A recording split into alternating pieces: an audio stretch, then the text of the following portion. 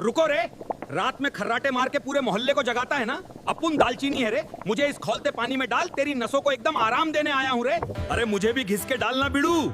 अपुन अदरक है रे, तेरे गले को मखमल माफिक आराम दूंगा और खर्राटों का एकदम साइलेंसर बन जाऊंगा रे। ए, अपुन इलायची है रे, मुझे भी कूट कर अंदर फेंक। भारी खाने को पचा के गले का भारीपन ऐसे खींच लूंगी कि तू चुपचाप सोएगा रे। लो बिड़ू, बन गई अपुन की स्पेशल चाय। इसे छान और सोने से पहले पी ले। फिर भी खर्राटे बंद ना हो तो मुझे बताना रे।